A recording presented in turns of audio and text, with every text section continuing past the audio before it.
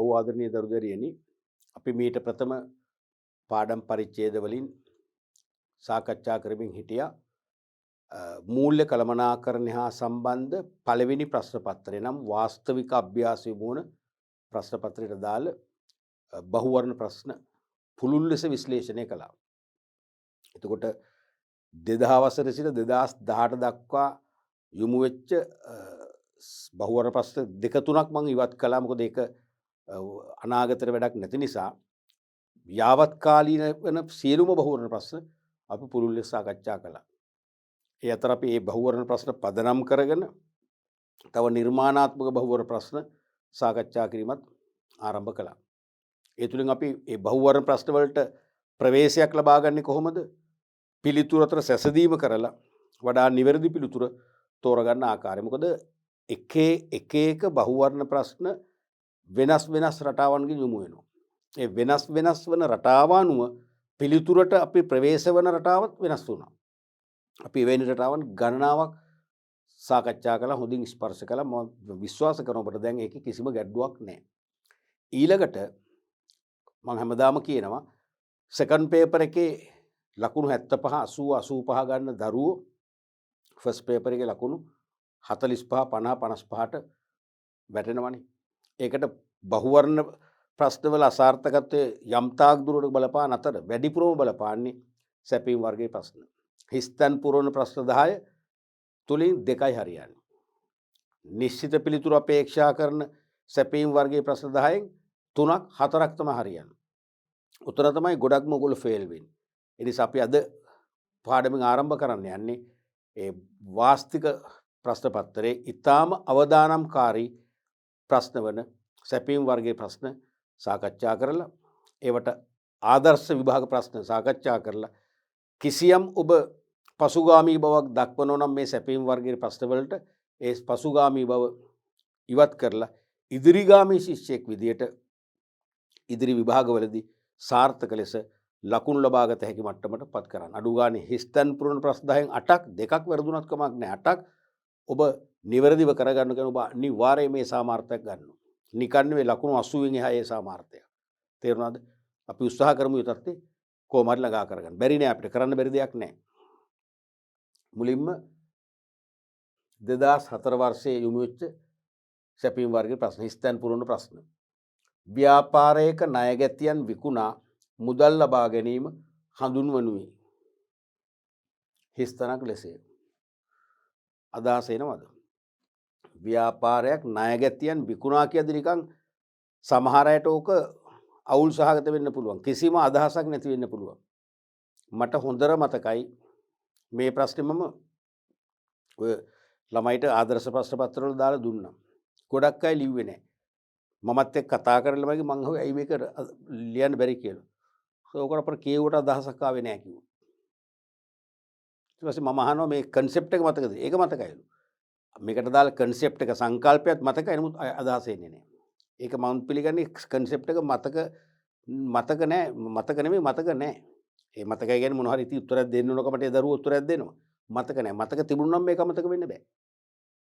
තේරෙනවද? දැන් ණයගැතියන් විකුණනවා කිව්වම නිකන් නුහුරුත්නේ. නේ අපි හිතමු කොටස් විකුණනකොම අපිට හුරුයි ඒක. භාණ්ඩාගාර බිල් විකුණනවා හුරුයි. ණයගැතියන් විකුණනවා ඒ තරම් හුරු නෑනේ. නමුත් අපි ඕක භාවිතයේ තියෙනවනේ. මූල්‍ය කළමනාකරණේ තියෙනවා. මොකද්ද කන්සෙප්ට් එක? මොකද්ද මේ ප්‍රශ්නෙට උත්තර දෙන්න අවශ්‍ය කන්සෙප්ට් එක? සාධ්‍යකරණය. නැත්තම් ණය සාධ්‍යකරණය. ඩෙට් ෆැක්ටරින්. මතකද?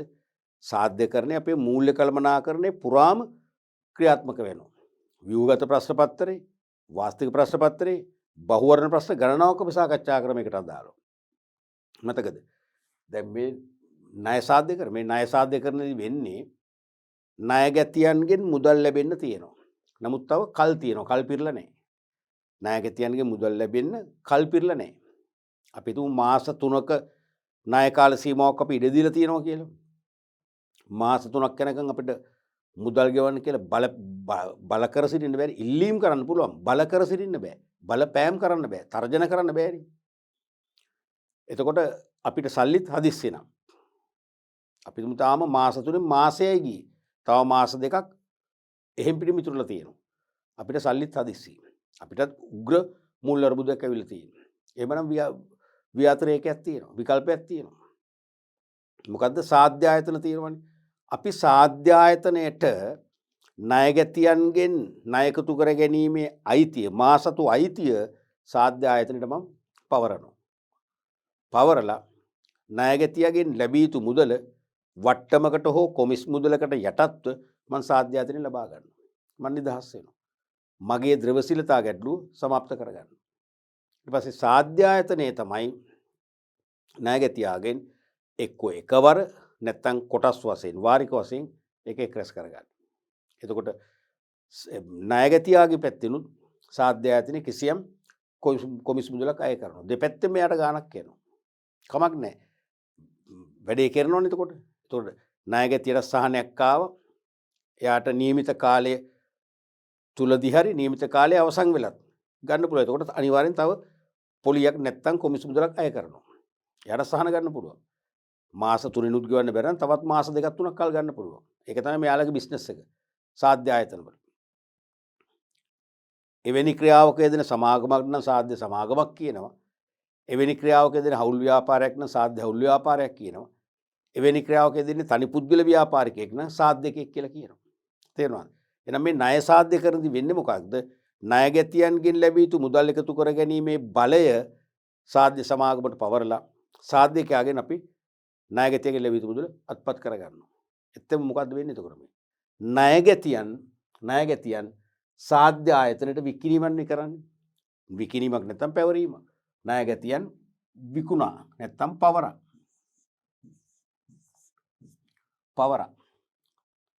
පැවරීමක් නෙමෙයි කරන්නේ. තේරුණාද? එහෙනම් ණයගැතියගෙන් ලැබිය යුතු මුදල මං අය කරගන්න සාධ්‍යකයන්ට පවරලා සාධ්‍යකයන්ගෙන් මම මුදල් ලබා ගන්නවා. එහෙනම් කරේ මොකද්ද මං? ණයගැතියා මට හිමි ණයගැති ප්‍රමාණය මම සාධ්‍ය ආයතනයට පැවරුවා. නැත්තම් විකිණීමක් කළා සමානයි. ඒක තමයි ව්‍යාපාරික ණයගැතියන් විකුණා මුදල් ලබා ගැනීම හඳුන්වන්නේ. ඒ කියන්නේ මම ණයගැතියන් විකුණනවා සාධ්‍ය ආයතනයට. වික්කම සාධ්‍ය ආයතනයට තමයි ණයගැතිය මුදල් ගෙවන්නේ. මට ගෙවන්නේ සාධ්‍ය ආයතනය. මොකද්ද? ණය සාධ්‍යකරණය නේ. එහෙනම් හඳුන්වනුවේ ණය සාධ්‍යකරණය ලෙස. ණය සාධ්‍යකරණය ලෙස.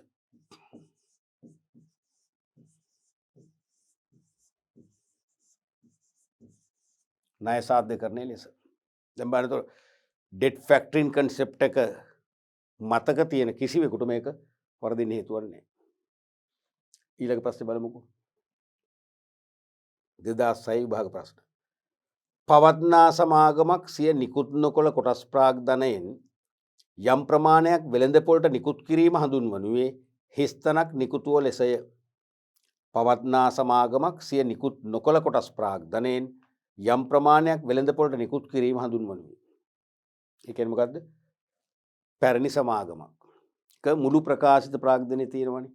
මුළු ප්‍රකාශිත ප්‍රාග්ධනයේ රුපියල් මිලියන 5000ක් නම් මිලියන 5000 එකවර නිකුත් කරන්නේ නැහනේ. දැන්ට මිලියන 5000 මිලියන 3000 නිකුත් කරලා තියෙනවා. තව 2000ක් නිකුත් කිරීමට නියමිතයි. තේරුණාද? අන්නේ නිකුත් කිරීමට නියමිත මිලියන 2000න් අපි හිතමු තව මිලියන 50ක් කොටස් ප්‍රාග්ධනයක් මහජන වෙත නිකුත් කරනවා. ඒ කියන්නේ මේ කියන්නේ සමාගමක් සේ නිකුත් නොකළ කොටස් ප්‍රාග්ධනයෙන් යම් ප්‍රමාණයක් වෙළඳපොළට නිකුත් කිරීම. මොකද්ද? මතකද? පරිණත ප්‍රසිද්ධ නිකුතුව. සමාගමක් ප්‍රකාශිත ප්‍රාග්ධනයෙන් ප්‍රථම වරට යම් ප්‍රමාණයක් නිකුත් කළොත් ඒක තමයි අපි ඉගෙන ගත්තේ මොකද්ද? මූලික ප්‍රසිද්ධ නිකුතුව. මූලික ප්‍රසිද්ධ නිකුතුව initial public offer. එතකොට ඉන් පස්සේ කීප වාරයක් වරින් වර නිකුත් නොකළ කොටස් නිකුත් කරනවා. ඒ සෑම නිකුත් කිරීමක් මොකද්ද? පරිණත ප්‍රසිද්ධ නිකුතුව. නැත්නම් seasoned public offer. මත කරන්න එපා. තේරෙනවද? මුල් වතාවේ නිකුත් කිරීම විතරයි මූලික ප්‍රසිද්ධ නිකුතුවක් කියන්නේ. ඒ දෙවන වර නිකුත් කිරීම පරිණත ප්‍රසිද්ධ නිකුතුවක්. එතකොට උත්තරේ පරිණත ප්‍රසිද්ධ නිකුතු ලියන්න ඕනේ. නිකුතු මෙතන අපෙන් සාමාන්‍යයෙන් ලිය වෙනවා. මගේ නම් ලිය වෙනවා. කමන්නේ එහෙම ලියුණ කියලා හානියක් නැහැ. අපේ පුරුද්දට අපේ කන්සෙප්ට් එකම ලියනවනේ පරිණත ප්‍රසිද්ධකම නිකන් කොටසයිනේ. පරිණත ප්‍රසිද්ධ නිකුතු කියලා ලියවෙන්න පුළුවන්. තේරෙනවද? නිකුතු කියලා ලියවෙන්න පුළුවන්. ඒකට හානියක් නැහැ. මෙතන තිබ්බට කමක් නැහැ. මේක කපන්න යන්න ඕනේ නැහැ. මේක ලිව්වොත් තේරෙනවද? රයිට්. එතකොට අපි මේකෙන් තව දෙයක් ඉගෙන ගත්තා. මං හිතන්නේ තියරි පාර්ට් එකේදී අනිවාර්යෙන් මගෙන් ඔක කියවෙනවා. කියවෙන්න ඇති. ඔබට මතක ඇති. දැන් ප්‍රාථමික කොටස් වෙළඳපොළ තියෙනවනේ.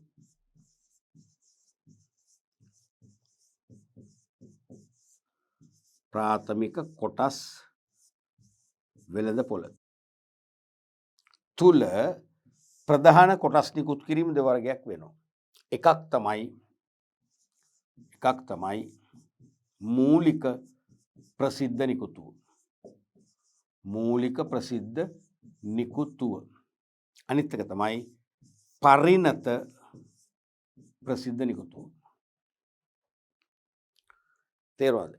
දැන් සමහර අයගේ මතයක් තියෙනවා මූලික ප්‍රසිද්ධ නිකුතුව අදාළ වෙන්නේ ප්‍රාථමික කොටස් වෙළඳපොළට. පරිණත ප්‍රසිද්ධ නිකුතුව අයිති වෙන්නේ ද්විතීයික කොටස් වෙළඳපොළට. නැහැ. ඒ මතේ වැරදි. මේ දෙකම සිදු වෙන්නේ එකම වෙළඳපොලේ ප්‍රයිමරි ෂෙයා මාකට් එකේ. මොකද්ද මේ ප්‍රාථමික කොටස් වෙළඳපොළ කියන්නේ? සීමිත පොදු සමාගම් විසින් කෙලින්ම නැත්නම් ඍජුව මහජනයා වෙත කොටස් මිලදී ගැනීමට හැකිවන අයුරින් කොටස් නිකුත් කිරීම නැත්නම් කොටස් විකිණීම. සමාගම විසින් නිකුත් කිරීම. ඒකනේ. එහෙනම් මේ මූලික කියන්නේ මොකද්ද? ප්‍රකාශිත ප්‍රාග්ධනයෙන් පළවෙනි වතාවට යම් මිලියන ප්‍රමාණයක් නිකුත් කරනවා. කවුද නිකුත් කරන්නේ? සමාගම. කාටද? මහජනයාට. පරිණත කියන්නේ මොකද්ද? නිකුත් නොකළ ප්‍රාග්ධනයෙන් නැවත සමාගම විසින්ම නිකුත් කරනවා මහජනයාට. දෙකේදීම සමාගම නිකුත් කරන්නේ.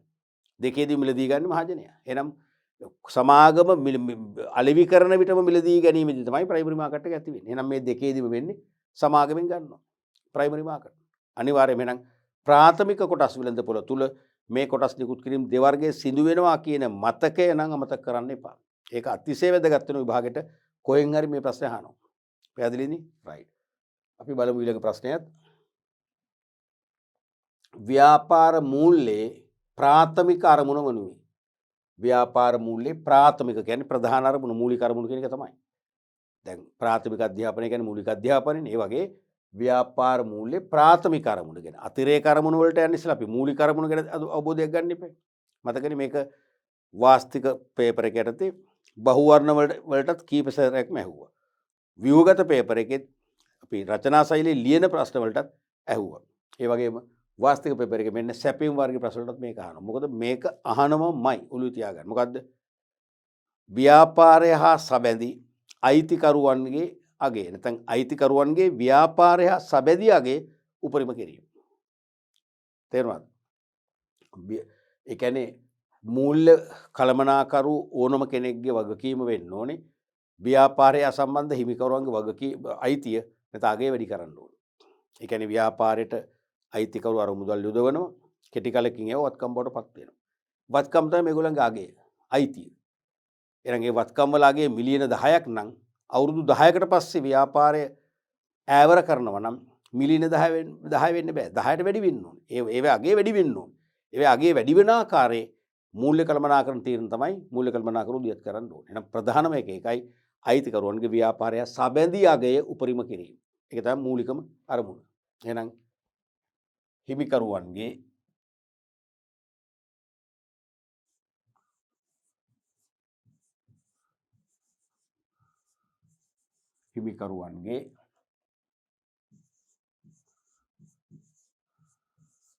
ව්‍යාපාරය හා සබැඳි අගය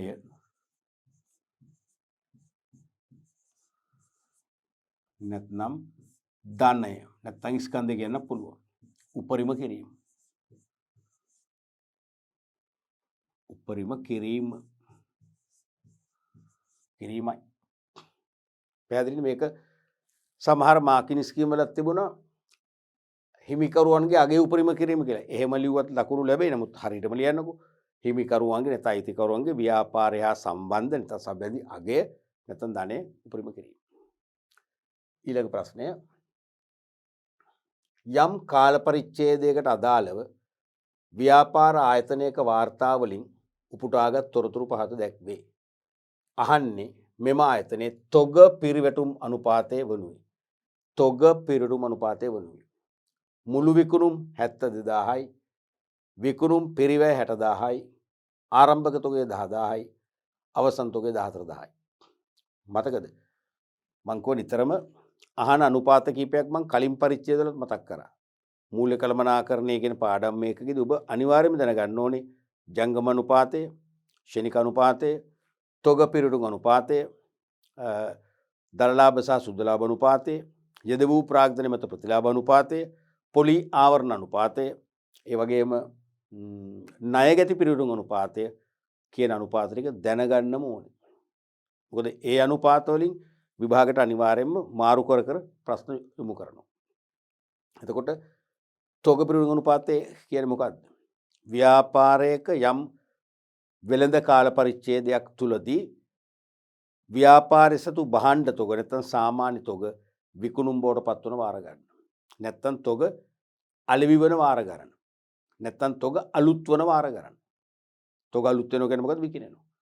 එහෙනම් මේ අනුපාතයේ ඉහළ මේක වාරයක් නෙන්නේ. මේ වාර ගණන ඉහළ නම් තමයි හොඳ. ඉහළයි කියන්නේ නිතර නිතර තොග විකිනෙනවා. දැන් වාර්ෂික ගිණුම් කරන දත්ත අනුව හැදුවොත් එන්නේ වසරකට වාර ගණනේ. වසරකට වාර දෙකක් ආව කියන්නකෝ. අසාර්ථකයි. ඒ කියන්නේ අවුරුද්දරම දෙපාරයි විකිනෙන්නේ. එහෙනම් මාස 6ක් තිස්සේ තොග ගබඩාවල රැඳෙනවා. තොග ගොඩ ගැසෙනවා. යල් පැනීම්, නැශ්‍ය වීම ලාභ වෙනවා. තොගවල මුදල් හිර වෙනවා. ද්‍රවශීලතා ප්‍රශ්න ඇති වෙනවා. තොග නඩත්තු කරන්න, නඩත්තු වියදම් දරන්න වෙනවා. අවාසි ගොඩයි. නමුත් වසරකට අපි හිතමු 36ක් ආව කියලා වාර. 36ක් කියන්නේ අවුරුද්දට 36 වතාවක් භාණ්ඩ විකිරෙනවා. 36 වතාවක්. ඒ කියන්නේ මාසෙකට 3 වතාවක්. 40ක් આવොත් මාසෙට 4 වාරක් විකිරෙනවා. ඊටාම හොඳයි. සතිපතා විකිරෙනවා. සතිපතා මුදල් ලැබෙනවා. එහෙනම් ද්‍රවශීලතා ප්‍රශ්න නැහැ. තොග ගොඩ ගැහෙන්නේ නැහැ. යල් පැනින්නේ නැහැ. නැශ්‍ය වීම නැහැ. තේරුණාද? ව්‍යාපාරික ක්‍රියාශීලී. එතකොට මේක හොයන්නේ කොහොමද? විකුණුම් පරිවැයනේ. විකුණුම් පරිවැය බෙදනවා සාමාන්‍ය තොගේ. එතකොට අහන අනුපාතය වනුයි. එතකොට විකුණුම් පරිවැය මුළු විකුණුම් දීලා තියෙනවා. මුළු විකුණුම් දුන්නට කලබල වෙන්න එපා. ඒක තේරුමක් නැහැ. නිකන් ඕගොල්ලෝ නොමග යවන්න මේ දෙන්නේ. සමහරලාට ඕගොල්ලෝ මුළු විකුණුම් ගන්නවා. විකුණුම් බෙදනවා සාමාන්‍ය තොගෙන්. අර්ථයක් නැහැ එතකොට. තේරුණාද? විකුණුම් පරිවැය නැත්නම් විකුණු භාණ්ඩ පරිවැය 70 නෑ 60000යි. විකුණු භාණ්ඩ පරිවැය 60000යි. බෙදනවා සාමාන්‍ය තොගෙන්. දන්නවනේ ආරම්භක තොගය අවසන් තොගය එකතු කරලා දෙකෙන් බෙදනවා. තොග වර්ග පහක් දුන්නොත් ඒ පහ එකතු කරලා පහෙන් බෙදෙනවා. එච්චරයි. එහෙනම් සාමාන්‍ය දෙන්නේ දෙකයිනේ. එහෙනම් 10000යි ආරම්භක තොගය, අවසන් තොගය 14000යි 24000යි. 24000 බෙදුවම දෙකෙන් 12000යි. මේ තුනට මේ තුන ගියා 12 වරක් 5යි. එහෙනම් 5යි. අනුපාතය වනුවේ 5. නැත්තම් වාර. ඒ කියන්නේ වසරකට 5 වාරයක් තොග විකිරෙනවා. හොඳම නැහැ. ඒ කියන්නේ දල වශයෙන් මාස දෙකකට එක වාරයක් වගේ තමයි විකිරෙන්නේ. මදි. ද්‍රවශීලතා ප්‍රශ්න ඇති වෙන්න පුළුවන්. ව්‍යාපාරයේ මෙහෙයුම් කටයුතු වල කාර්යක්ෂමතාවේ ක්‍රියාකාරී බව පේන්නේ නැහැ. පැහැදිලිනේ? එතකොට මේ අනුපාතය හරහාම ඔබ දැක්ක අපි කලිනුත් අපි කරා ව්‍යුහගත පේපර් එකේ සමහරට අපිට තොග පිරිවැටුම් අනුපාතය දෙනවා. දීලා සාමාන්‍ය තොගයක් දෙනවා. දීලා ඒ ඔස්සේ අපිට හොයන්න වෙනවා විකුණුම් පිරිවැය හොයන්න පුළුවන් ලේසියිනේ. ඒ ඔස්සේ අපිට දරලාභය හොයන්න වෙනවා. හොයන්න පුළුවන්. විකුණුම් තියෙනවා නම් විකුණුම් පිරිවැය හෙව්වම මේ දෙක අතර වෙනස තමයි දරලාභය. මේ දෙක අතර වෙනස දරලාභය. නැත්නම් දරලාභ අනුපාත හොයන්න වෙනවා. මතකනේ අපි ඒවටත් ලෑස්ති වෙන්න ඕනේ.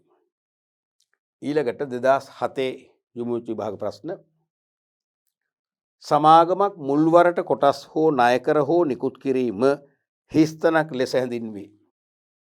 සමාගමක් මුල්වරට, ඒ කියන්නේ සමාගමක් නීතිගත කරලා එහි ප්‍රකාශිත ප්‍රාග්ධනයෙන් ප්‍රථම වරට කොටස් හෝ ණයකර හෝ නිකුත් කිරීමක් කරොත් අපි දන්නවක මොකද්ද?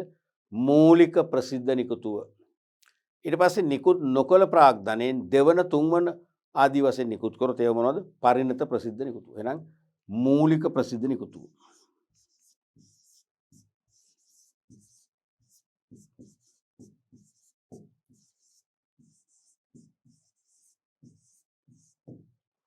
ලෙසඳින්නේ. පැහැදිලිනේ? ඒතර මූලික ප්‍රසිද්ධ නිකුතුව අයිති වෙන්නේ මොන වෙළඳපොළටද? ප්‍රාථමික කොටස් වෙළඳපොළටයි. සමාගමෙන් කෙලින්ම කොටස් මිලදී ගන්න අවස්ථාව ලැබුණොත් ඒක ප්‍රයිමරි මාකට්නේ.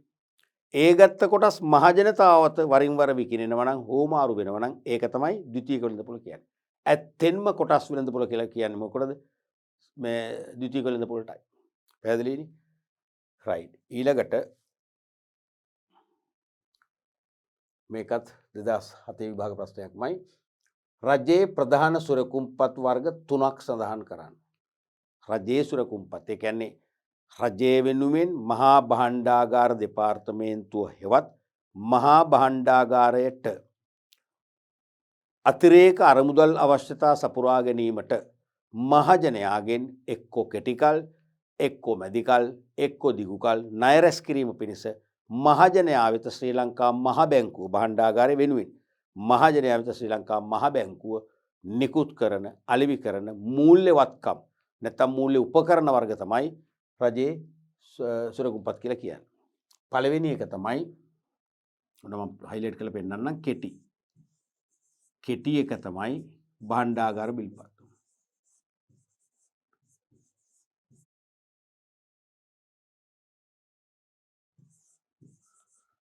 මේක උපරිම අවුරුද්දකින් කල් පිරෙන මාස 3-6 අවුරුද්දේ වගේ එහෙම නිකුත් කරන්නේ. මාස 1 මාස 3න් කල් පිරෙනවා, 1 6න් 1 අවුරුද්දෙන් කල් පිරෙන ආකාරයෙන් නිකුත් කරන කෙටි කාලීනයි. ඊට පස්සේ මැදිකල් තමයි භාණ්ඩාගාර බැඳුම් කර. භාණ්ඩාගාර බැඳුම් කර.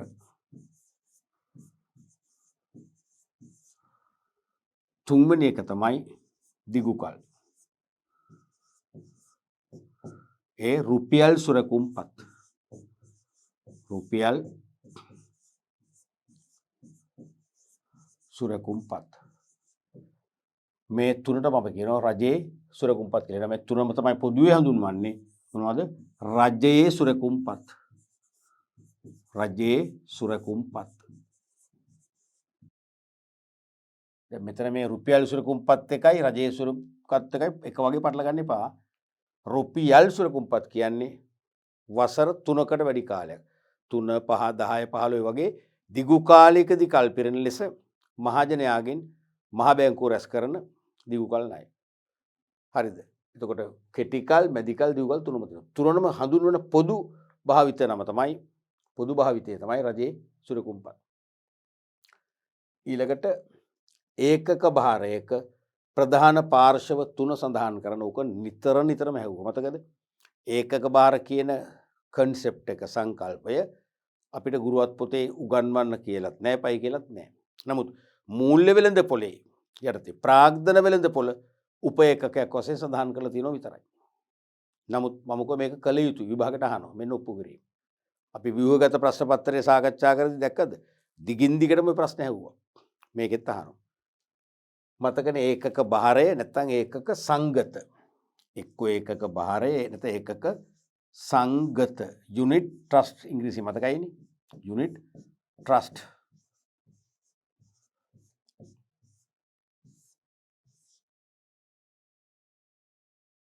මොකක්ද ඒකක සංගතයක් කියන්නේ? මේක ආයෝජන සංවිධානයක්. මේක ඕගනයිසේෂන් එකක්. ඕගනයිසේෂන් එකක්. මේක ආයෝජනය හා සම්බන්ධ ඕගනයිසේෂන් එකක්. ඒ කියන්නේ මේ සංගත ඒකක භාරය කියන එක විශාල අරමුදලක් හදනවා. අපි කියනකොට සමුචිත අරමුදල, කොන්සොලිඩේටඩ් ෆන්ඩ්. සමුචිත අරමුදලක් හදලා ඒ අරමුදල කුඩා කොටස් වලට බෙදෙනවා. ඒ කොටසක් අපි නම් කරන්නේ කොටස් නෙවෙයි ඒකක, යුනිට් කියලා. ඒකක විකුණනවා. වික්කම කුඩා පරිමාණ ආයෝජකයෝ, මධ්‍ය පරිමාණ, විශාල පරිමාණ ඕන කෙනෙකුට ભેදයක් නැහැ. ආයෝජකයන් තමන් ඉතිරි කිරීම පාවිච්චි කළේ ඒකක මිලදී ගන්න පුළුවන්. එහෙනම් ඒකක මිලදී අරගෙන අරමුදල සපයනවා.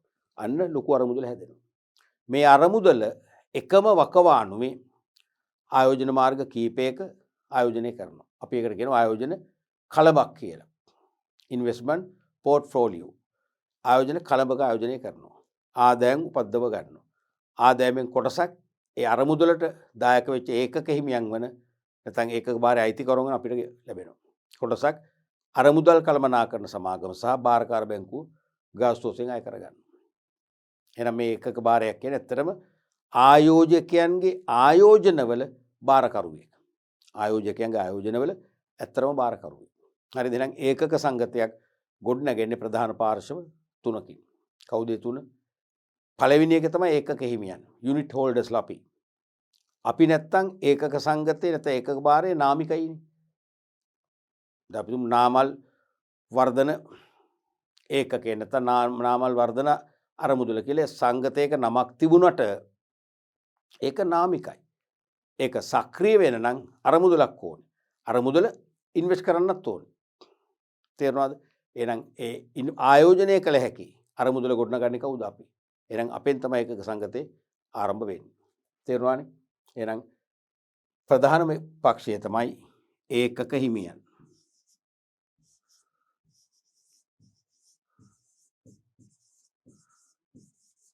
දෙක තමයි ආයෝජන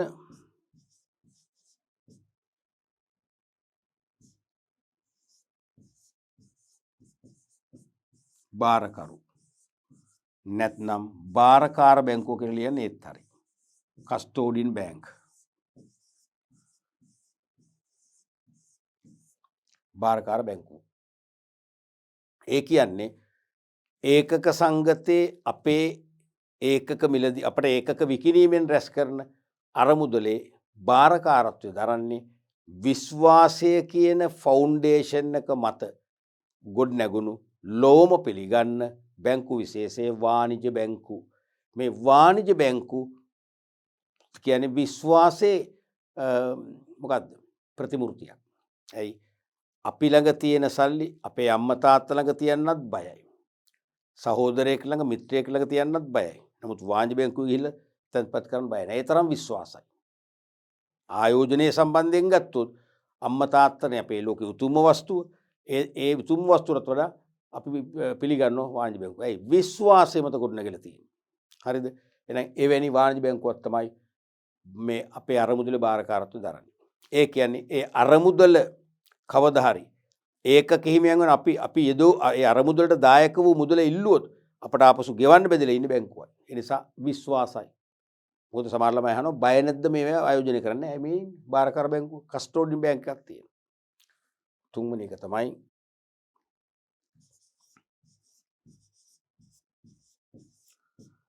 අරමුදල් කළමනාකරන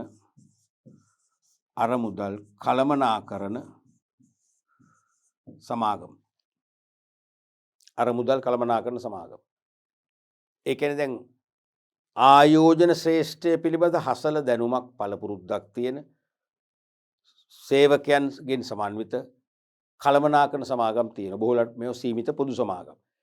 ඒ සමාගමක් තමයි අපේ අරමුදල කළමනාකරන ක්‍රියාවලිය මෙහෙවන්නේ. ඒ කියන්නේ විකල්ප ඵලදායී ආයෝජන මාර්ග සොයා ගන්නවා. පර්යේෂණ කරලා. ඒවා මේ අරමුදල ආයෝජනය කරනවා. ඒවා ආදායම් එක්රැස් කරලා දෙනවා. ඒ ආදායම් බෙදනවා. අපිට ඒ ආදායම් වලින් කොටසක් ලබා දෙනවා. ඒ අරමුදල් සම්බන්ධයෙන් ඒකක භාරය සම්බන්ධයෙන් ප්‍රචාර දැන්වීම පළ කරනවා. ඒකක හිමියන් වෙනුවෙන් සියලුම දෙනා වෙනුවෙන් ගිණුම් පවත්වාගෙන යනවා. මේ වගේ වැඩ කටයුතු කාර්යයන් ගොඩාක් කරනවා මේගොල්ලෝ. ඒ කියන්නේ ඒකක සංගතයක ඇත්තටම පරිපාලනමේ හස්තයේ තියෙන්නේ අරමුදල් කළමනාකරන සමාගම සතුවයි. මෙන්න මේ විදිහට තමයි ඒකක භාරයක ප්‍රධාන පාර්ශ්ව තුන නිර්මාණය වෙන්නේ. මේ තුනටම තමයි ලකුණු දෙකක් දෙන්නේ. මතකනේ මේ සෑම මම ලකුණු කියන්න ඕනේ දන්නවනේ. සෑම ප්‍රශ්නයකටම වාස්තික පේපර් එකේ ලකුණු දෙකයි. බහුවර්ණ ප්‍රශ්නයකට දෙකයි, හිස්තැන් ප්‍රශ්නවලට දෙකයි, නිශ්චිත පිළිතුරු අපේක්ෂා කරන වලටත් දෙකයි. ඒ නිසා මම කියන්නේ මෙතන තුනක් නිසා තුනටම දෙකයි. දෙකක් නම් එකයි, එකක් නම් බිඳුවයි. මතක තියාගන්න. ඒ ලකුණු දෙනකොට මතකයි මම කලිනුත් කියලා දුන්නා. කරුණු තුනක් නිසා තුනටම ලකුණු දෙකයි. දෙකක් නම් එකයි, එකක් නම් බිඳුවයි. එකකට දෙන්නේ නැහැ ලකුණු. ඊළඟට අපි බලමු 2008 දී යොමු වෙච්ච හිස්තැන් පුරවන ප්‍රශ්න. ආයෝජන මාර්ග කිහිපයක කරන ලද ආයෝජන සියල්ලම එකට ගත් කල එය හැඳින්වෙන්නේ හිස්තැනක් ලෙසයි. ආයෝජන මාර්ග කිහිපයක කරන ලද ආයෝජන. දැන් අපි දන්නවා ඒකක භාරයක් කරන්නේ තමන්ගේ අරමුදල එකවර ආයෝජන මාර්ග කීපයක ආයෝජනය කරනවා. ඒ සියලු ආයෝජන මාර්ග එක මිටට ගත්තම ඒකට කියන සංකල්පීය නමයි මේ හන්නේ. මොකද්ද? ආයෝජන මොනබද? කලබ මල් කලබක් වගේ ආයෝජන කලබක්. ඉන්වෙස්ට්මන්ට් පෝර්ට්ෆෝලියෝ නේ. ආයෝජන කලබ.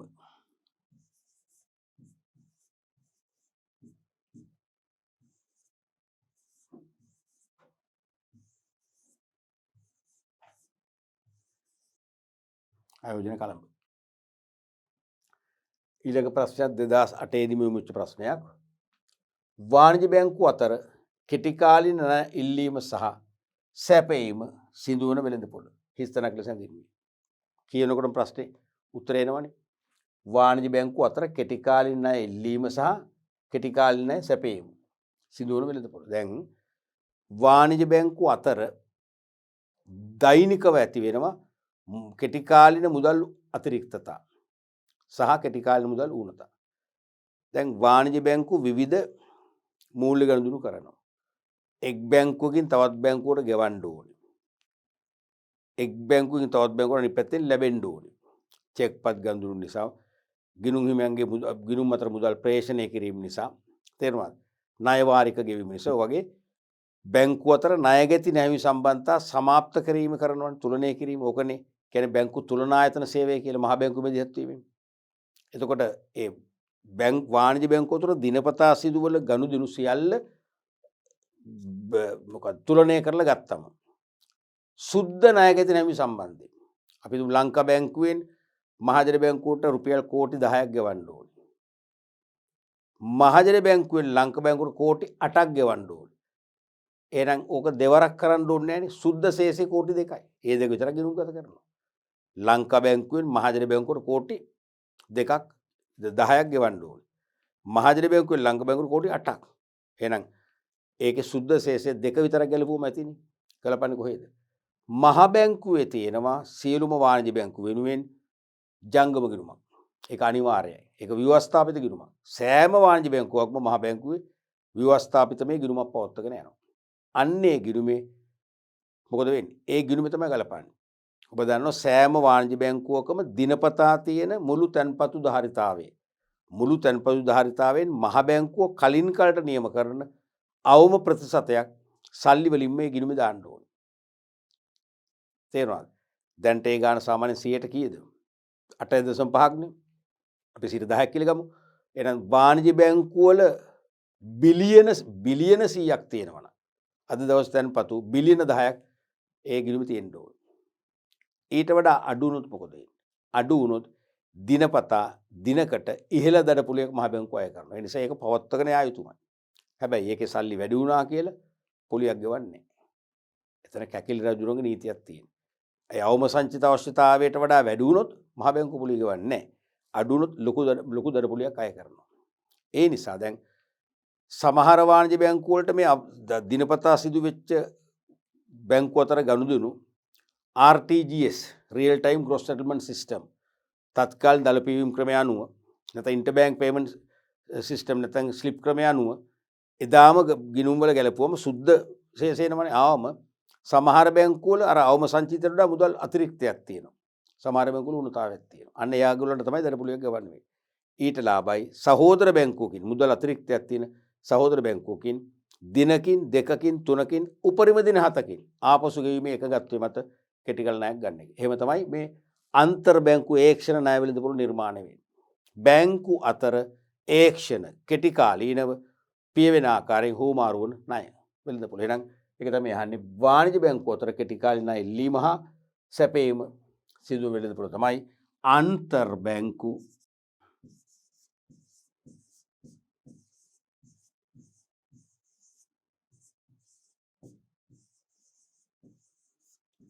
ඒක්ෂණ ණය වෙළඳපොළ.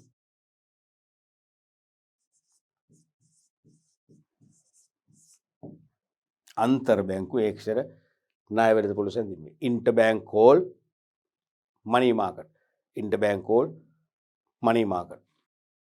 ඊළඟට බලමු ඔය වගේම මුදල් වෙළඳපොලේ උපේකක 4ක් තියෙනවනේ මේ එකක්නේ අනිත් ඒවා තහන්න පුළුවන්. වාංජි මොනවද ද්විතීයික භාණ්ඩාගාර බිල්පත් වෙළඳපොළ වාංජි පත්‍රිකා වෙළඳපොළ දේශීය විදේශීය විනිමය වෙළඳපොළ ඒවා තහන්න පුළුවන්. තේරෙනවද? ඊළඟට 2008 දී යොමු වෙලා තිබුණානේ 8නේ 9 2009 දී යොමු වෙලා තියෙනවා සැපීම් වර්ග ප්‍රශ්නයට හිස්තැන් පුරන ප්‍රශ්න. ආයෝජකයින්ට ප්‍රාග්ධනයේ කොටස් විකිණීමෙන් එක් රැස් කර ගන්නා මුදල් වලින් සමන්විත වන ආයෝජන අරමුදල හිස්තනක් ලෙස හැඳින්වේ. ආයෝජකයින්ට ප්‍රාග්ධනයේ කොටස් විකිණීමෙන් එක් රැස් කර ගන්නා මුදල් වලින් සමන්විත වන ආයෝජන අරමුදල හිස්තනක් ලෙස හැඳින්වේ. මොකක්ද හිතෙන්නේ?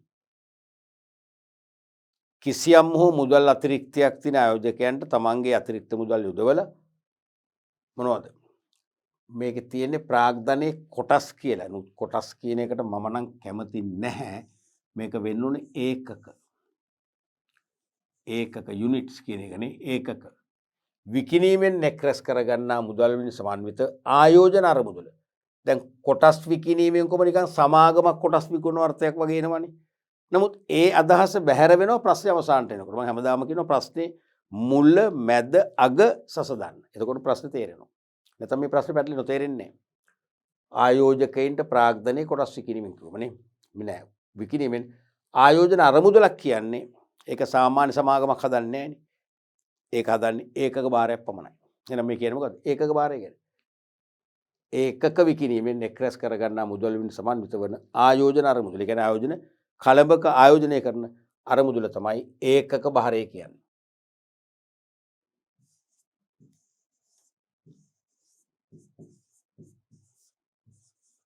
නැත්නම් ඒකක සංගතය ලෙස හැඳින්වේ. පැහැදිලිනේ? ඊළඟට කොළඹ කොටස් සෝමාරුව තුල සීමා සහිත පොදු සමාගමකට මූලික නිකුතුව තුලින් හෝ හිස්තනක් ලැයිස්තුගත කළ හැකිය. තේරුණාද? කොළඹ කොටස් සෝමාරුව තුල සීමා සහිත පොදු සමාගමකට මූලික නිකුතුව තුලින් හෝ හිස්තනක් ලැයිස්තුගත කළ හැකිය. කල්පනා කරපන් තප්පර පහ මොකද මේ කියන්නේ කියලා. කොටස් වෙළඳපොළ තුල ප්‍රධාන පුවරුව තියෙනවා, දිරිසවි පුවරුව තියෙනවා. ලැයිස්තුගත සමාගමක් වශයෙන් ලියාපදිංචි කිරීමේදී වෙන්නේ සමාගමේ නම එක්කෝ ප්‍රධාන පුවරුවේ ඇතුළත් කරනවා නැත්නම් දිරිසවි පුවරුවේ ඇතුළත් කරනවා. හරිද? එහෙම ඇතුළත් කරන්න පුළුවන් ක්‍රම කීපයකට. ඒ ක්‍රම කීපය තමයි අහන්නේ. ක්‍රම තුනක් තියෙනවා. ක්‍රම දෙකක් ලියුව නැති මේ තුනම අහන්නේ නැහැ. ක්‍රම දෙකක් ලියුව නම් ඇති. තප්පර පහක් කල්පනා කරන්න බලන්න. මොකද හිතෙන්නේ? මතක් වුණාද? කොටස් වෙළඳපොළේදී ලැයිස්තුගත සමාගමක් හෙවත් මිලකල සමාගමක් ලෙස ලියාපදිංචි විය හැකි ක්‍රම දෙකක් තියෙනවා. එකක් ප්‍රධාන පූර්ව තුල නම ඇතුළත් කර ලියාපදිංචි කරන එක, අනික දිරිසවි පූර්ව තුල ලේඛනගත කරන එක. ඒ දෙකෙන් මොකේ ලේඛනගත උන ලැයිස්තුගත සමාගම. ඒ පූර්ව දෙකෙන් එකක ලේඛනගත වෙන්න පුළුවන් ක්‍රම තුනක් ඔස්සේ ආකාර තුනක් තුලින්. ආකාර තුන දෙකක් තමයි අහන්නේ. එකක් තියෙනවා තුල සීමා සහිත පොදු සමාගමකට මූලික නිකුතුවක් තුලින් නෝ. මොකද මූලික නිකුතුවක් කියන්නේ?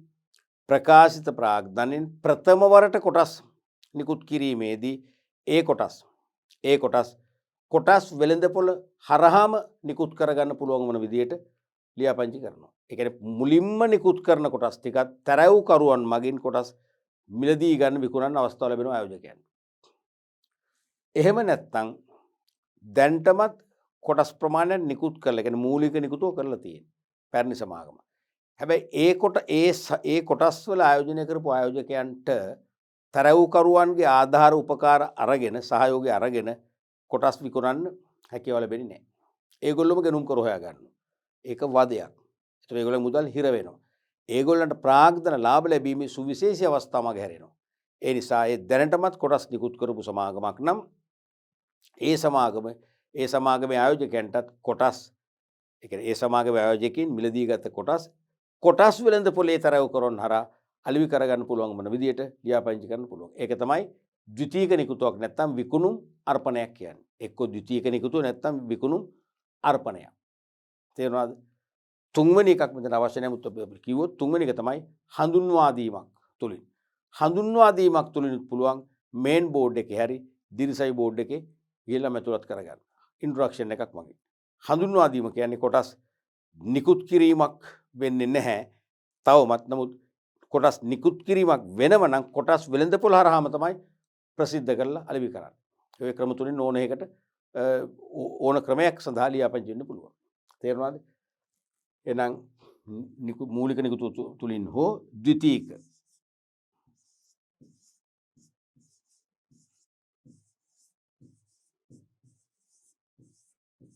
නිකුත් නැත්නම් මේකටම තමයි කියන්නේ විකුණුම් අර්පණයක්. ඔෆෝ සේල් කියලා කියන්නේ විකුණුම් අර්පණයක්.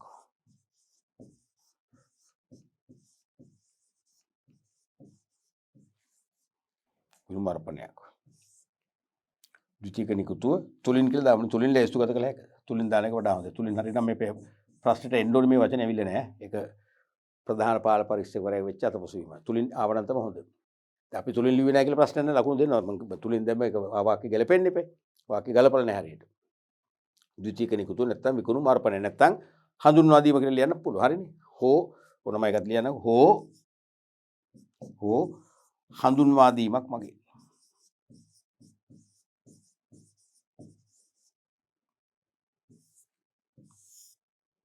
මේක ලියන්න පුළුවන් මෙතනට.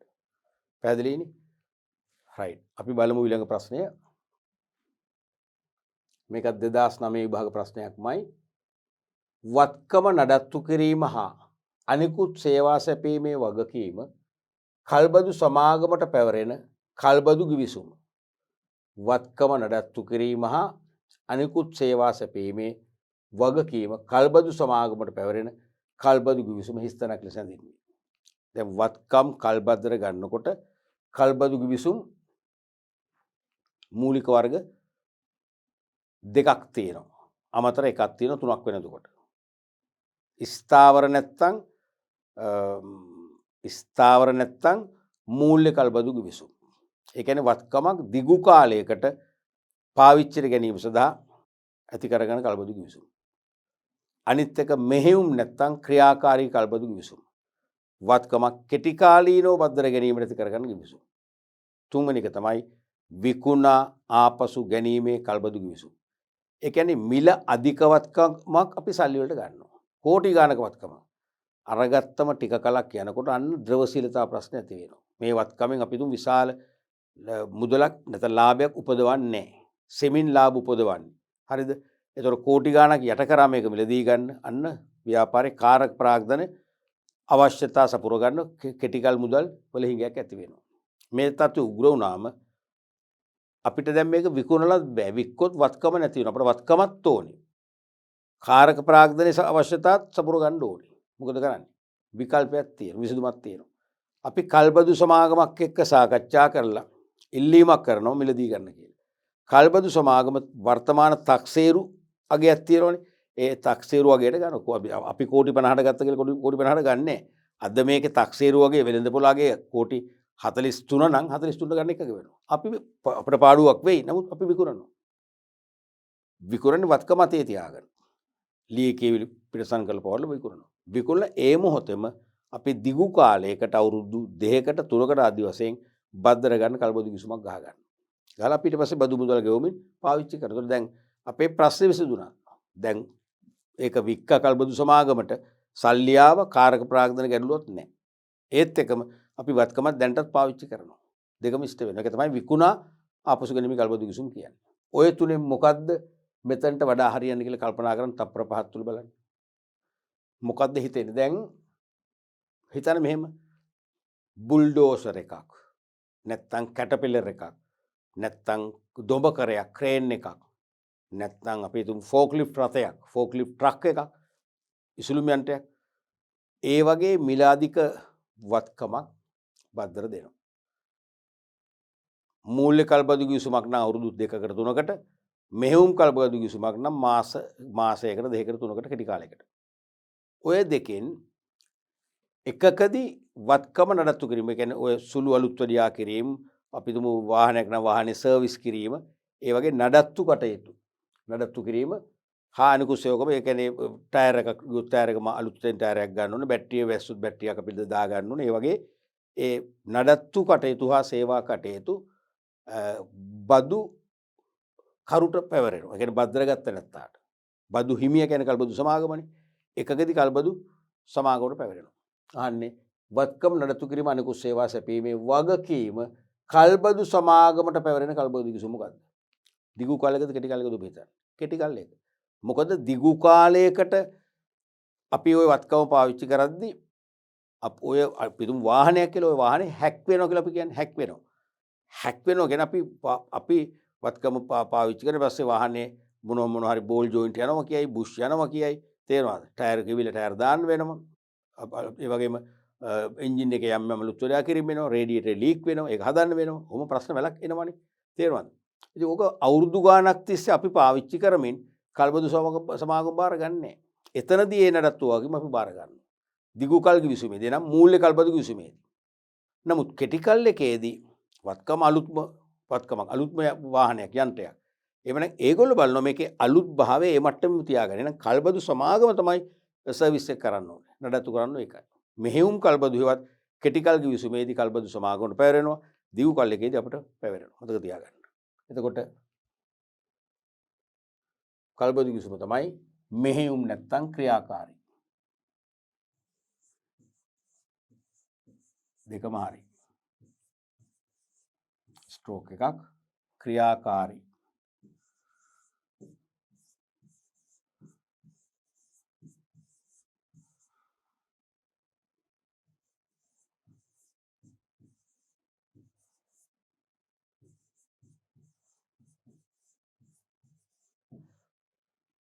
එතරම් ඕකෙම ප්‍රතිවිරුද්ධ ප්‍රශ්නෙත් ඔබට දැන් පුළුවන් ක්‍රියේට් කරන්න. මොකද්ද?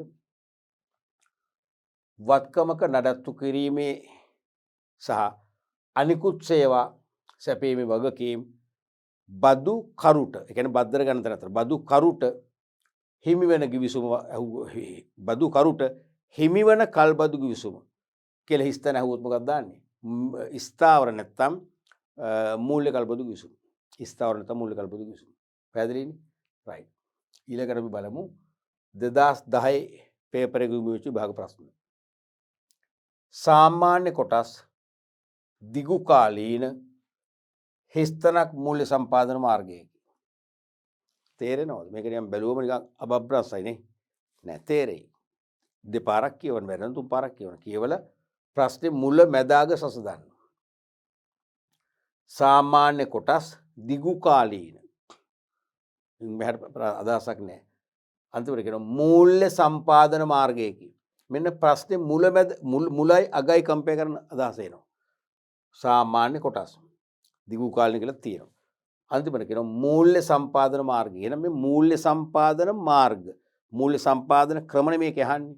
එහෙනම් සාමාන්‍ය කොටස් නිකුත් වෙන මූල්‍ය සම්පාදනය කරගත්තොත් කෙටි කල් දිගු කාලීන. හරිනේ දිගු කාලීන.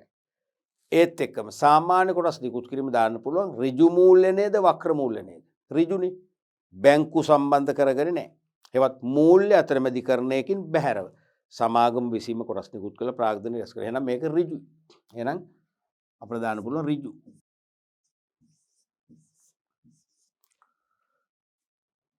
කොටස් දිගු කාලීන නැත්නම් ඍජු මූල්‍ය සම්පාදන මාර්ගය. එච්චරක් විතරද? තව එකක් ලියන්න පුළුවන්. මොකක්ද? සාමාන්‍ය කොටස් නිකුත් වීම ප්‍රාග්ධනය රැස් කරොත් ඒක අභ්‍යන්තරද බාහිරද? බාහිරයිනේ. ඇයි? කවදා හරි සමාගම ඇවර කරද්දී ආපසු ගෙවන්න බැදීමක් තියෙනවා. අතිරික්ත වත්කමක් විකුණලා මුදල් හොයාගත්තොත් කාටවත් ගෙවන්න ඕනේ නැහැ. මේක ගෙවන්න උනා පහුනේ. එහෙනම් මේක බාහිරයි.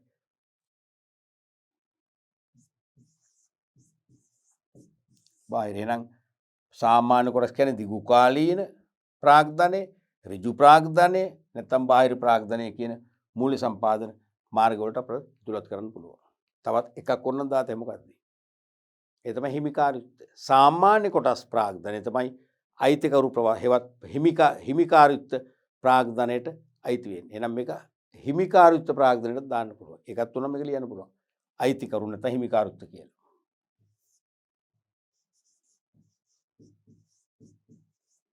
ඒකත් ලියන්න පුළුවන් මතර වශයෙන්. දැකද මේක එකවර තේරුම් නැහැ. නමුත් මේ ප්‍රශ්නේ මුල ඉඳන් අගට බලද්දී තියෙන මූල්‍ය සම්පාදන මාර්ගයකි. එතන මේ සාමාන්‍ය කොටස් මොන වගේ මූල්‍ය සම්පාදන මාර්ගවලට අයත්ද කියන එක තමයි මේකෙන් අහන්නේ. අපැහැදිලිතාවයක් නැහැ හරියට බැලුවොත්.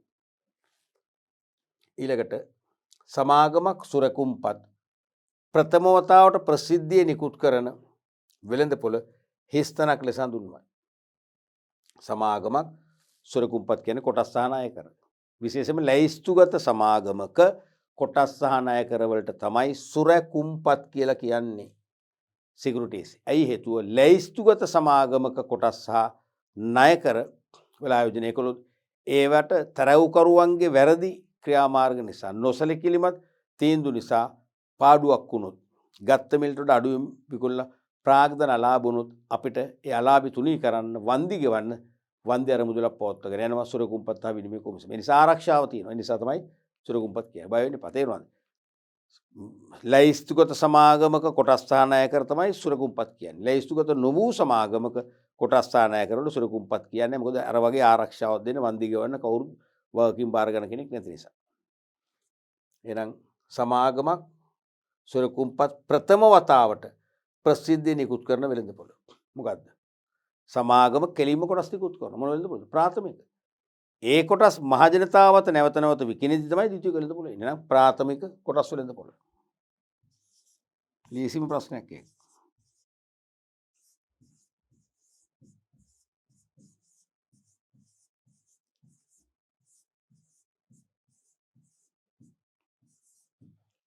ප්‍රාථමික කොටස් වෙළඳපොළ. දැන් බලන්න අපි සැපීම් වර්ගයේ ප්‍රශ්නයට හිස්තන් පුරන ප්‍රශ්න 14ක් කතා කළා. එකක්වත් අපිට බැරි වුණාද? එකක්වත් අපි වරද්ද ගත්තද නෑනේ. ඉතින් ඇයි ප්‍රශ්න 10ක් දුනම 10න් 8ක්වත් හරියට කරන්න බැරි? ඒ නිසා ඔබ අනිවාර්යයෙන්ම විශ්වාසයෙන් ඉන්න බහුවර්ණ ප්‍රශ්න 30ම අපි හරියට කරනවා වගේ මේකෙත් ප්‍රශ්න 10ම අපි නිවැරදිව කරනවා. කරලා අපි ලකුණු 100න් 100ම ගන්නවා කියන පොසිටිව් මයින්ඩ් ධනාත්මක මානසිකත්වයේ ඉන්නට ඕනේ. පැහැදිලිනේ? රයිට්. අපි ඊළඟට බලමු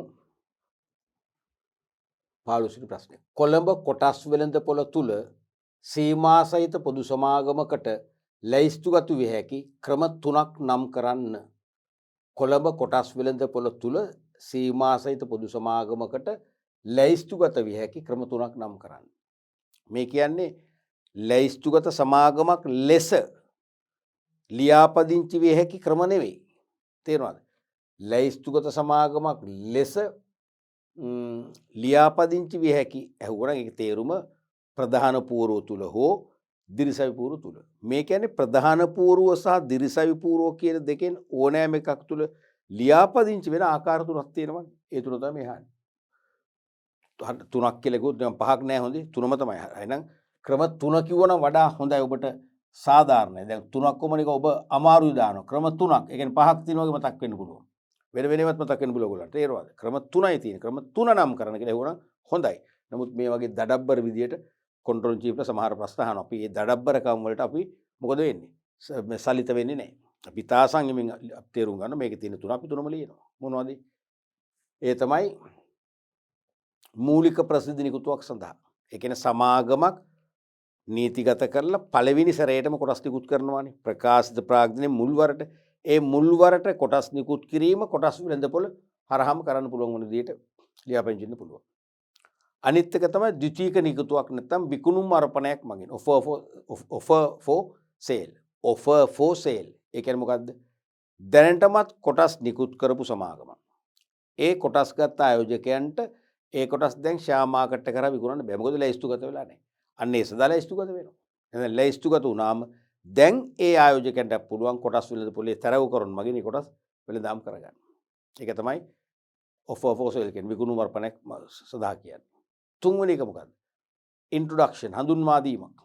හඳුන්වා දීමක් කියන්නේ තාම මිලකල සමාගම නීතිගත කරලා නැහැ. ලියාපදිංචි කරලා නැහැ. හරිද? කොටස් නිකුත් කරලත් නැහැ. එහෙනම් කොටස් වෙළඳපොලේ ලියාපදිංචි වෙනවා. ලියාපදිංචි වෙලා ඒ කොටස් දැන් නිකුතුව නැත්නම් කොටස් විකිණීම පිළිබඳ ප්‍රසිද්ධ කරන්න එපා. හඳුන්වා දෙන්න එපා. හඳුන්වා දීම කරන්නේ කොටස් වෙළඳපොළ මාර්ගයෙන්ම. ඒතර කොටස් වෙළඳපොලේ කොළඹ කොටස් සූමාරුව ඒ සමාගමේ නිකුත් කරන කොටස් වර්ග ප්‍රමාණය සම්බන්ධ විස්තර දාලා නිකුත් කරන දිනය අයදුම්පත් කැඳවන ආකාරය අයදුම්පත් භාරගන්න අවසන් දින සියල්ලම කොළඹ කොටස් වල හරහා කරනවා. එහෙනම් හඳුන්වා ඒ කියන්නේ කොටස් නිකුත් කිරීම හඳුන්වා දීම කරන්නේ කොටස් වල බලේ. ඒ සඳහා ලියාපදිංචි පුළුවන්. ඔය ක්‍රම තුනෙන් ඕනම ආකාරයකට මොකේද මේන් බෝඩ් එකේ හරි දිරිසයි බෝඩ් එකේ හරි රෙජිස්ටර් වෙන්න පුළුවන්. එහෙනම් පළවෙනි එක තමයි මූලික ප්‍රසිද්ධ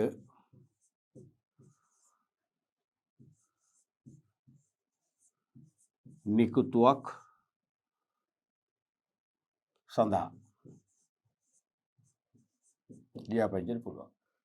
එහෙම නැත්නම් දෙවැනි එක අංක තියෙන මං දෙමුණු කමන්නේ අංක තියෙන දාන දෙක මොකද්ද? ද්විතීක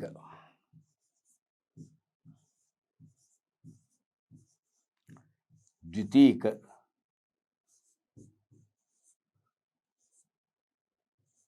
නිකුතුවක් සඳහා නැත්තම් විකුණුම් අර්පණය කියන්නේ තෝකමයි විකුණුම්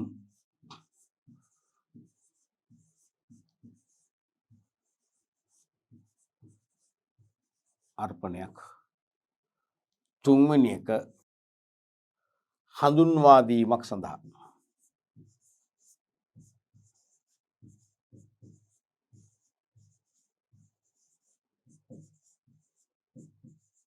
මතකයිනේද මේක? දැන් මේව සමහර ළමයි පටල ගන්නවා කොටස් වෙළඳපොලේ පොදු සමාගමකට අර එය අදාළ අවශ්‍යතා සම්පූර්ණ කරන විට ප්‍රධාන පූර්වය හරි දිරිසැවි පූර්වය නම ඇතුළත් කරලා ලැයිස්තුගත සමාගමක් වශයෙන් ලියාපදිංචි වෙන්න පුළුවන්.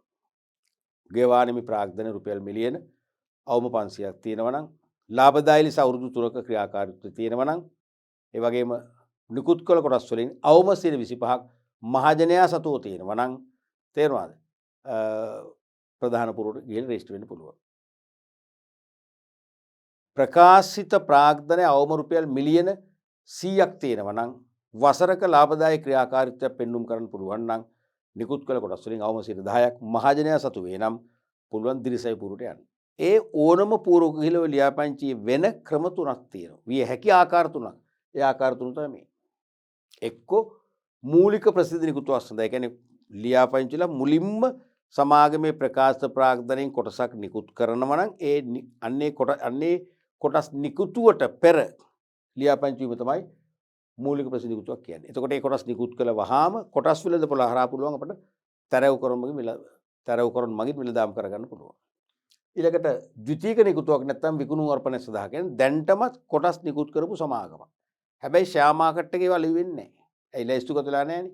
එහෙනම් දැන් ලැයිස්තුගත වෙන්න පුළුවන්. ලැයිස්තුගත වුණොත් දැන්ටමත් කොටස් මිලදී ගත්ත ආයෝජකයන්ට අද ඉඳන් පුළුවන් ෂෙයා මාකට් එක කරා ලිපි කරගන්න. ඒ සඳහා ලියාපදිංචි පුළුවන්. අනික හඳුන්වා දීමක් සඳහා ඉන්ට්‍රොඩක්ෂන්. ඒ කියන්නේ ලැයිස්තුගත සමාගමක් වශයෙන් ලියාපදිංචි වෙනවා කොටස් නිකුත් කිරීම කොටස් විකිණීම සම්පූර්ණයෙන්ම කොටස් වෙළඳපොළ හරහාම මහජනතාවට හඳුන්වා දෙන්න හැකි වන ආකාරය. ඔය ක්‍රම තුනෙන් ඕනම ක්‍රමයකට මේන් බෝඩ් හෝ සෙකන්ඩ් බෝඩ් ලියාපදිංචි වුණා නම් ඒ ඕනම ලියාපදිංචියක් අපි නම් කරනවා ලැයිස්තුගත සමාගම නැත්නම් මිලකල සමාගම් කියලා. පැහැදිලිනේ? රයිට්. අපි ඊළඟ ප්‍රශ්නේ බලමු. මේකටත් ලකුණු 2යි 3ක් ලියුවොත් 2යි 2ක් ලියුවොත් 1යි එකක් ලියුවොත් ලකුණු භාගෙද නැහැ ලකුණු බිඳුවයි. මතකනේ ලකුණු දෙන පිළිවෙල ඒවත් ඔළුවේ තියාගන්න. කොළඹ කොටස් වෙළඳපොලේ ක්‍රියාකාරීත්වය මැනීමට භාවිතා කරන ප්‍රධාන මිල දර්ශක දෙක. කොළඹ කොටස් වෙළඳපොලේ කොටස් මේ ක්‍රියාකාරීත්වය කියන්නේ කොටස් මිලයන්ගේ හැසිරීම. කොටස් මිල වර්ධනය වුණාද නැත්නම් වර්ධනය වුණේ නැද්ද නේ? නැත්නම් අඩු වුණාද කියලා මැනගන්න පුළුවන් වෙන ප්‍රධාන දර්ශක දෙක. එකක් මොකද්ද? මේ අංක නොසලකා දාමුකෝ. පළවෙනි එක තමයි සියලු කොටස් මිල දර්ශකය.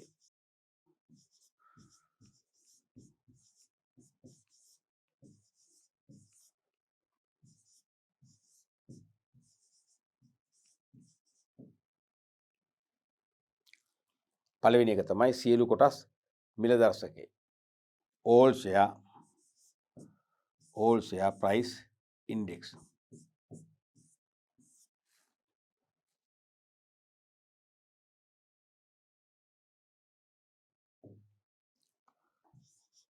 දෙවනි එක තමයි මොකක්ද? අර කොටස් වෙළඳපොලේ ඉහළ වෙළඳපොළ ප්‍රාග්ධනකරණයක් තියෙන. ඉහළ ද්‍රවශීලතාවක් ඇති. කොටස්වල මිල නිතරම හිලාගයක් ගන්න. ඒ කියන්නේ ඉහළ වෙළඳපොළ ප්‍රාග්ධනකරණයක් ඒ කියන්නේ විකිණෙන ප්‍රමාණය කොටස් මිලෙන් වැඩි කරාම නෙන්නේ. එහෙනම් මිල වැඩිවීම නිසා තමයි ඉහළ වෙළඳපොළ ප්‍රාග්ධනයක් කියන්නේ. ඉහළ වෙළඳපොළ ප්‍රාග්ධනකරණයක් සහ ද්‍රවශීලතාවය අතින් ඉහළ දැවැන්ත සීමිත පොදු සමාගම් තමයි අපි නම් කරන්නේ මහගු සතුවන්. නැත්නම් blue chip companies, blue chip සමාගම්. ඒ බ්ලූ චිප් සමාගම් 20 පදනම් කරගෙන හදන දර්ශකයක් නේ. මොකද මේකට මිලකඩ සමාගම් දැන් 296ක් මේ කාලේ වෙනකොට ක්‍රියාත්මක වෙනවනේ. ඒ 296ේම මිල ගණන් සහ ප්‍රමාණ පදනම් කරන් තමයි මේක හදන්නේ. නමුත් මේක හදන්නේ අර හොඳම මිලකඩ සමාගම් 20 නැත්නම් බ්ලූ චිප් සමාගම් 20ක් පදනම් කරගෙන තමයි මේ දර්ශකය හදන්නේ. මතකනේ මේ සූත්‍රයේ සිග්මා P1 Q1 බෙදීම sigma P naught Q naught වැඩි කිරීම 100. නැත්තම් සෝරි මේක 100 නෙවෙයිනේ. පොදුවේ දර්ශකය හදන්නේ මෙහෙමයි. සියලු කොටස් මිල දර්ශකය නම් 100න් වැඩි කරනවා. හරිද? මේක නම් 100න් වැඩි කරනවා. මේක නම් 10න් වැඩි කරනවා. එහෙම නෙන්නේ. මේක නම් 10න් වැඩි කරනවා. මොකද පාද වර්ෂයේ පාදාගේ 10 කියලා ගත්තොත් 10න් වැඩි කරන්නේ. එතකොට දෙවෙනි එක තියෙන්නේ බ්ලූ චිප් සමාගම් වල ආයෝජකයන්ට ඒගොල්ලන්ගේ කොටස් වල සැබෑ හැසිරීම වර්ධනයක්ද පසුබෑමක්ද කියලා තේරුම් ගන්න තමයි මේක තියෙන්නේ. මොකද ඕල් ෂෙයා ප්‍රයිස් ඉන්ඩෙක්ස් එකේ මිලකඩ සමාගම් 296ක් නේ. ඔය 296න් විශාල ප්‍රමාණයක මිල බැහැලා නම් අනිවාර්යයෙන්ම දර්ශකයේ පෙන්වුම් කරන මිල පහත වැටෙනවා කියලා. නමුත් ඒකේ ඒ 296 තුල තියෙනවා අමතක කරන්න එපා බ්ලූ චිප් සමාගම්. ඒ බ්ලූ චිප් සමාගම් වල මේ බ්ලූ චිප් සමාගම් වල කොටස් මිල බැහැලා නැහැ, බොහෝලට නැහැ. වැඩි වෙලා තියෙනවා. ඒ වැඩිවීම මේකෙන් පෙන්වුම් කරන්නේ. ඒ නිසා තමයි තේරෙනවද? කොළඹ කොටස් සූමාරුව ඒ අයගේ ප්‍රයෝජනය සඳහා මේ දර්ශකය හදන්නේ. මොකද්ද? S&P. මතකනේ? S&P ශ්‍රී ලංකා 20 index 20 දර්ශකය. ඔක ඉංග්‍රීසි ලියුවත් කමන්නේ. ඔක ඉංග්‍රීසි තමයි ලියන්න ඕන හරියට. S&P ශ්‍රී ලංකා. S&P ශ්‍රී ලංකා 20 index.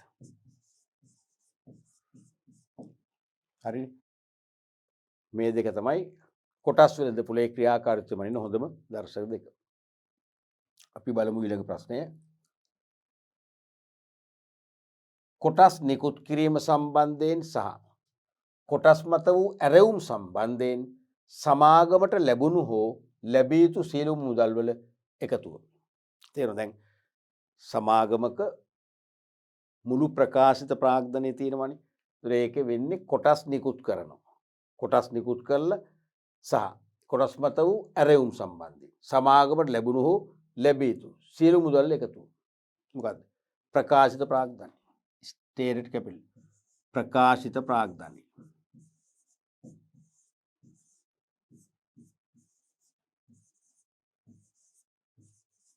ප්‍රකාශිත ප්‍රාග්ධනය. දැන් කියන්නේ නාමික ප්‍රාග්ධනය, අනුදත් ප්‍රාග්ධනය ඒ ව්‍යවහාරය දැන් ඉවරයිනේ. තේරෙනවද? මේක කියන්නේ අපි හිතමු කොටස් නිකුත් කිරීම සම්බන්ධයෙන් සහ කොටස් මත ඇරයුම් සම්බන්ධයෙන් සමාගම ලැබුණු ලැබිය යුතු. දැන් අපි හිතමු කොටස් තියෙන ඔක්කොම කොටස් හොඳේ. කොටස් ලක්ෂයක් තියෙනවා කියලා හිතන්නකෝ. ලක්ෂයක් තියෙනවා. මේකෙන් අපි හිතමු දැනට 40000ක් නිකුත් කරා. මේක නිකුත් කළ. හරිනේ. ඊට පස්සේ ඇරයුම් කළා.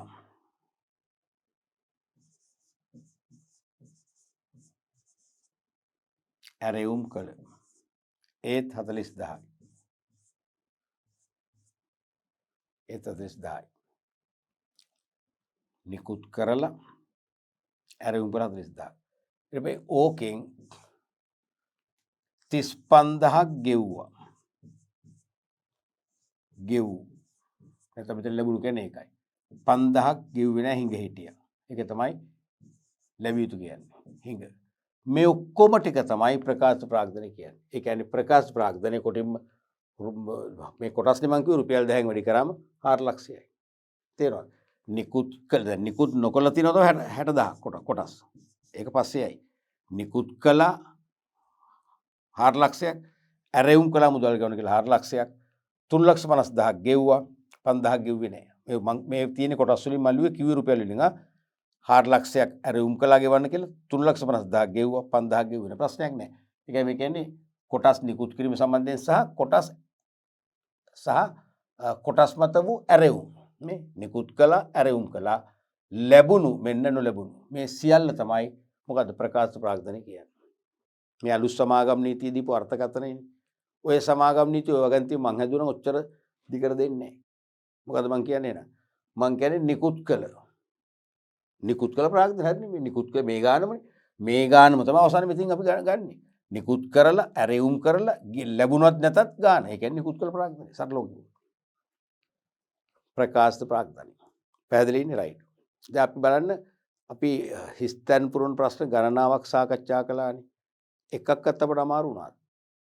එකක් දෙකක් තිබුණ පොඩ්ඩක් හිතන්න ඕන විදියනේ.